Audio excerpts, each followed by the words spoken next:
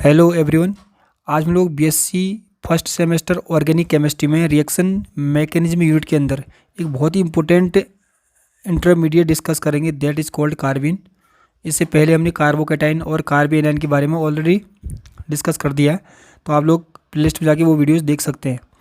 तो देखो, कार्बिन बहुत ही इंपॉर्टेंट है यहाँ पर। तो बीएससी फर्स्ट सेमेस्टर में तो इसमें नोट लिखने के लिए आता ही है, पर किसी भी कम्पिटिटिव एग्जामिनेशन की बात करें जिसमें हमारा ऑर्गेनिक रिएक्शन मैकेनिज्म आती है, तो वहाँ पर इससे कोई रिलेटेड क्वेश्चन एक दो क्वेश्चन आपको हमेशा देखने को मिलेंगे। तो स्टार्ट करते हैं कार्बिन। तो देखो, कार्बिन होता क्या है पहले हमको ये पता होना ज़रूरी है। तो कार्बिन क्या होता है? एनी डाइवेलेंट इलेक्ट्रॉन डेफिशिएंट, ठीक है, याद रखना, वन बाय वन करके डिस्कस करने वाले हैं।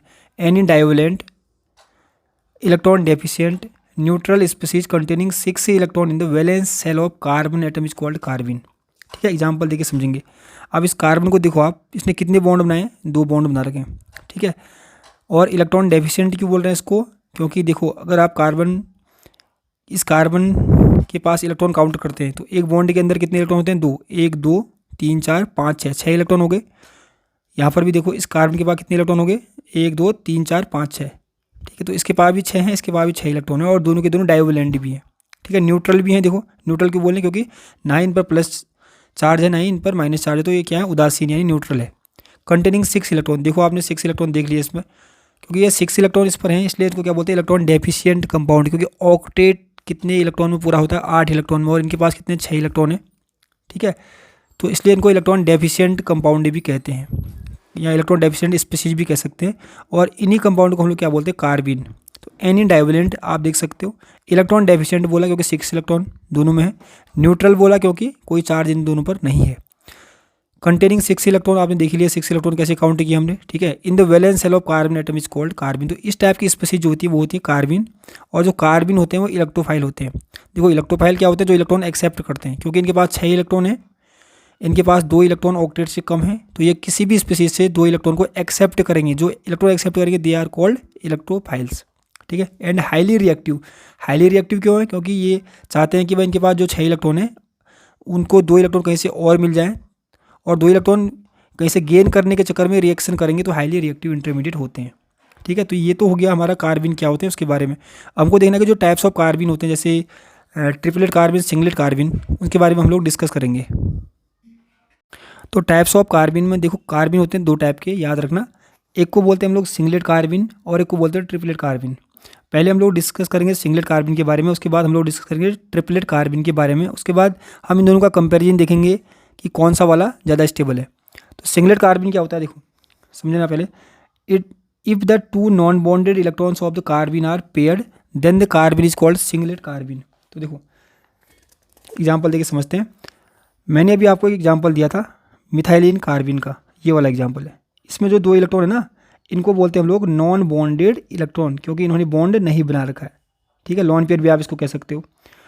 अगर ये जो दो इलेक्ट्रॉन हमारे पास है नॉन बॉन्डेड, अगर ये एक ही ऑर्बिटल के अंदर हैं, क्या है? एक ही ऑर्बिटल के अंदर हैं और पेयर्ड हैं।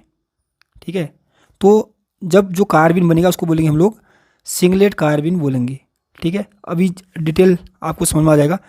अगर हमारे पास जो 2 इलेक्ट्रॉन है ये वाले, अगर वो डिफरेंट ऑर्बिटल में, डिफरेंट ऑर्बिटल बोले तो एक इलेक्ट्रॉन इसमें है, एक इलेक्ट्रॉन इसमें है, तो जो कार्बिन बनेगा उसको बोलेंगे हम लोग ट्रिपलेट कार्बिन। इतना चीज़ याद रखो, तो आपको समझ में आ गया होगा। If the 2 non bonded electrons of carbene are paired, क्योंकि अगर एक ऑर्बिटल में होंगे तो सिंपल बात है पेयर्ड होंगे, तो जो कार्बिन बनेगा उसको बोलेंगे हम लोग सिंगलेट कार्बिन। ठीक है, in singlet carbene the carbon is sp2 hybridised, the 2 electrons are present in sp2 और hybrid orbital, and the third orbital contain lone pair of electron या नॉन बॉन्डिंग इलेक्ट्रॉन्स। इसको देखो कैसे समझ रहे हैं हम लोग। हमारे पास क्योंकि कार्बन है, कार्बन के पास होता है 6 इलेक्ट्रॉन, कन्फिगरेशन निकालोगे तो 1s2 2s2 2p2 आएगा। ठीक है, आउटर मोस्ट सेल के इलेक्ट्रॉन ये हैं, तो मैं इनके ऑर्बिटल बना देता हूँ। 2s बना दिया मैंने। ठीक है, कितने इलेक्ट्रॉन है? 1 2। ये बना दिया मैंने 2p का। 2p में कितने इलेक्ट्रॉन, कितने ऑर्बिटल है? 3 इलेक्ट्रॉन, कितने? 1 2। ठीक है, अब क्या होता है कि जो कार्बिन है ना, ये कार्बिन के अंदर क्या होता है कि ये जो 3 ऑर्बिटल हैं ये हाइब्रिडाइजेशन में पार्टिसिपेट करते हैं। तो एक s का हो गया, p के 2 हो गए, तो क्या बोलेंगे sp2 हाइब्रिड ऑर्बिटल। ये भी क्या होगा sp2 हाइब्रिड ऑर्बिटल, और ये भी sp2 हाइब्रिड ऑर्बिटल, यानी sp2 संकरित कक्षक कहते हैं इसको, ठीक है। और एक ऑर्बिटल ये बच गया है, इसको याद रखना थोड़ा सा, ठीक है। तब बोला कि जो ट्रिपलेट कार्बन में जो सिंगलेट कार्बन की बात करें हम लोग, उसमें जो एक कार्बन होगा ना, वो होगा sp2 हाइब्रिड होगा, ठीक है। देख सकते हो यहाँ पर लिखा हुआ है। अब सिंगलेट कार्बन जो होता है वो डायमैग्नेटिक होता है। देखो डायमैग्नेटिक क्यों है, क्योंकि कितने इलेक्ट्रॉन हमारे पास हैं, इनके पास 2 इलेक्ट्रॉन हैं, ठीक है, और वो पेयर है।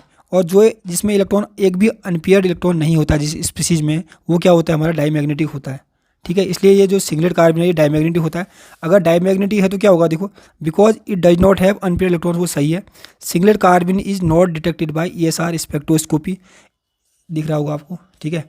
देखो ये तो आपको समझ में आ गया होगा। तो सिंगलेट जो कार्बन होते हैं वो ESR स्पेक्ट्रोस्कोपी से डिटेक्ट नहीं हो पाते, क्योंकि ESR स्पेक्ट्रोस्कोपी उसी को डिटेक्ट करती है, उसी स्पीसीज को डिटेक्ट करती है जिसमें कम से कम एक अनपेयर्ड इलेक्ट्रॉन हो, ठीक है। पर इनके पास कोई भी अनपेयर्ड इलेक्ट्रॉन नहीं होता है, तो सिंगलेट कार्बन को ESR स्पेक्ट्रोस्कोपी से हम लोग डिटेक्ट नहीं कर सकते हैं, ठीक है। अब इसके स्ट्रक्चर की बात करते हैं कि कैसे बनता है। तो देखो यहाँ पर मैंने लिखा हुआ है, जो अभी ऊपर आपको समझाया था, 2s2 2p2 ऑर्बिट इलेक्ट्रॉन है, ठीक है। आपके पास 2 इलेक्ट्रॉन है, यहाँ पर कितने, 1 2 इलेक्ट्रॉन यहाँ पर भी हैं। अब क्या होता है कि जो एक s ऑर्बिटल और p के 2 ऑर्बिटल के साथ इनका हाइब्रिडाइजेशन में पार्टिसिपेट करता है, तो 3 ऑर्बिटल मिलकर 3 sp2 हाइब्रिड ऑर्बिटल बनाते हैं, ठीक है। इसमें क्या होगा, एक sp2 ऑर्बिटल में क्या होगा, एक sp2 ऑर्बिटल में 2 इलेक्ट्रॉन जो नॉन बॉन्डिंग के इलेक्ट्रॉन है, जो ये वाली बात कर रहे हैं हम लोग, ठीक है, जो 2 इलेक्ट्रॉन बचे। तो यहाँ पर देखो जो लॉन पेयर इलेक्ट्रॉन है, यानी नॉन बॉन्डेड इलेक्ट्रॉन्स हैं, वो पेयर हैं, ठीक है। और जो 2 इलेक्ट्रॉन है इनके साथ बॉन्ड बनेगा, इनके साथ कैसे बॉन्ड बनेगा, जैसे ये बन रखा है CH2 है, ठीक है, CH2। अब ये स्ट्रक्चर कैसे बना है, देखो इसमें क्या है, ये जो ऑर्बिटल है ना, ये इसको वैकेंट ऑर्बिटल, इसको मैंने ऐसे रिप्रेजेंट कर रखा है, वैकेंट पी ऑर्बिटल है, ठीक है। अब एक बॉन्ड यहाँ से बनेगा, एक बॉन्ड यहाँ से बनेगा, तो एक बॉन्ड ये है, एक बॉन्ड ये है, और एक ऑर्बिटल के अंदर क्या है, 2 इलेक्ट्रॉन्स बचे हैं, लॉन पेयर ऑफ इलेक्ट्रॉन्स, यानी नॉन बॉन्ड इलेक्ट्रॉन्स, तो वो ये वाला है, ठीक है। अब इसमें क्या है, एक चीज़ आपको थोड़ा नोटिस करना पड़ेगा कि जब हम शेप की बात करते हैं ना, तो देखो क्योंकि sp2 हाइब्रिडाइजेशन आ रहा है, तो sp2 हाइब्रिडाइजेशन जब आता है तो शेप कैसा बनता है, ज्योमेट्री कैसी बनती है, ज्योमेट्री बनती है हमारी, ज्योमेट्री बनती है ट्राइगोनल प्लेनर, क्योंकि sp2 आ रहा है ना। देखो हाइब्रिडाइजेशन क्या आ रहा है, sp2, अगर sp2 आ रहा है तो सिंपल बात है, ट्राइगोनल क्या बनेगा, प्लेनर बनेगा, ठीक है, ज्योमेट्री। पर आपको पता है VSE पेयर आपने पढ़ा होगा, VSE पेयर में क्या होता है, अगर एक भी लॉन पेयर होगा तो इसको लॉन पेयर को काउंट करते नहीं है, तो कितना बचा हमारे पास, इतना बचा। अब आप देख सकते हो कैसा लग रहा है, वी शेप, तो वी शेप इसका होता है, और बेंड शेप जिसको हम लोग कह सकते हैं, यहाँ पर जो लिखा हुआ है, ठीक है। अब इसको हम लोग सिंगलेट कार्बन क्यों कहते हैं, देखो सिंगलेट कार्बन क्यों कहते हैं, उसका भी एक रीज़न है। देखो क्योंकि इसमें इलेक्ट्रॉन 2 के 2 इलेक्ट्रॉन कैसे हैं, पेयर है, मैंने बताया था आपको। तो यहाँ पर प्लस हाफ माइनस हाफ, तो टोटल स्पिन कितनी हो गई, 1 हो गई ना, प्लस हाफ माइनस हाफ, तो टोटल स्पिन कितनी होगी, 0 हो गई। अगर 0 हो गई तो स्पिन मल्टीप्लिसिटी का एक फॉर्मूला होता है 2s+1, ठीक है, 2 × 0+1 करेंगे तो क्या आएगा, 1। क्योंकि इसकी स्पिन मल्टीप्लिसिटी इस कार्बन की 1 आती है, तो इसको क्या बोलते हैं, सिंगलेट कार्बन कहते हैं, ठीक है। अब ऐसे ट्रिपलेट कार्बन के बारे में डिस्कस कर लेते हैं।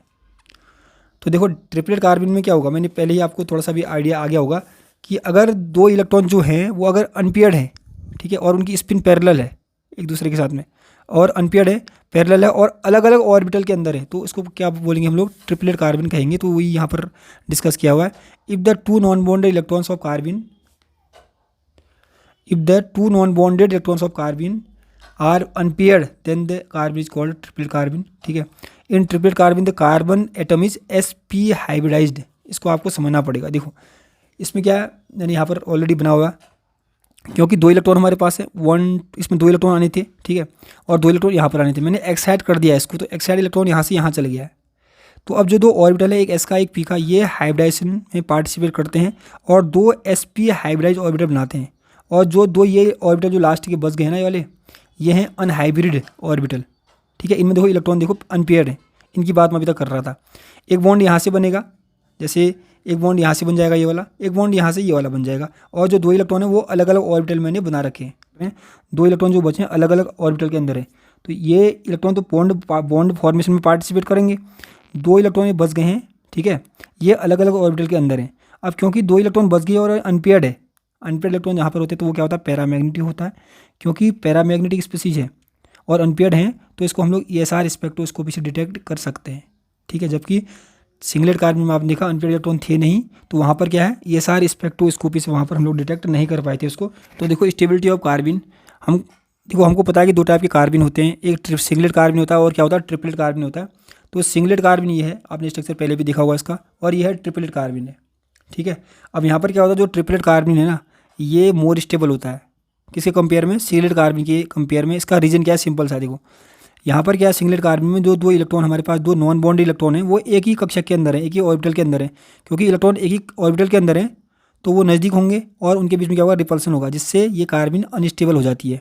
ठीक है, जबकि ट्रिपलेट कार्बिन में देखो एक इलेक्ट्रॉन यहाँ पर है, एक इलेक्ट्रॉन यहाँ पर है, मतलब दूर दूर है, तो दूर दूर होने की उससे क्या होता है, रिपल्सन कम होता है, जिससे ट्रिपलेट कार्बिन स्टेबल हो जाती है सिंगलेट कार्बिन के कंपेयर में। तो यहाँ पर सब लिखा भी है, triplet carbene more stable than singlet carbene because in triplet carbene the two non bonded electrons are present in different orbital. ये ठीक है, thus there is less repulsion between the electrons, इनके बीच में रिपल्सन क्या होगा, कम होगा। ठीक है, जबकि इनके बीच में रिपल्सन ज़्यादा होगा, इसलिए याद रखना कभी भी ट्रिपलेट कार्बिन ज़्यादा स्टेबल होता है। इस मेथड्स हैं कार्बिन प्रिपरेशन की, वैसे तो बहुत जगह कार्बिन आपको बनता हुआ दिखेगा।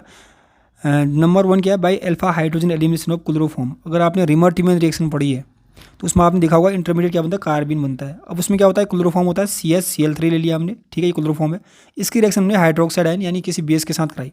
तो क्योंकि देखो ये Cl, ये Cl, ये Cl, आपको पता है Cl ज़्यादा इलेक्ट्रोनेगेटिव होते हैं, तो वो Cl, तीन के तीन Cl क्या करेंगे, अपनी तरफ इलेक्ट्रॉन ये इस कार्बन से खींचेंगे, जिससे इस कार्बन पर पॉजिटिव चार्ज बढ़ जाएगा और ये कार्बन इस हाइड्रोजन के जो इलेक्ट्रॉन है, इन दोनों के बीच के जो दो इलेक्ट्रॉन है उनको अपनी तरफ शिफ्ट करेगा। ये कार्बन इलेक्ट्रॉन को अपनी तरफ खींचेगा, तो ये इस हाइड्रोजन पर क्या होगा, ज़्यादा पॉजिटिव चार्ज आएगा, यानी कार्बन हाइड्रोजन के बीच में बॉन्ड वीक जैसा, मतलब कमजोरियाँ खींच जाएगा।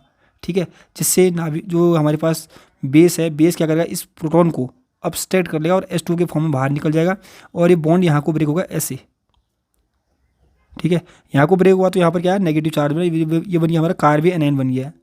ठीक है, अब नेक्स्ट टाइम क्या होगा, यहाँ से एक क्लोरीन, क्योंकि लिविंग ग्रुप अच्छा होता है क्लोरीन, तो यहाँ से ये निकल जाएगा Cl नेगेटिव के फॉर्म में। अब आप देख सकते हो ये कार्बन, देखो कितने बॉन्ड बनाए, 2 बॉन्ड, और कितने इलेक्ट्रॉन इसके पास, 1 2 3 4 5 6।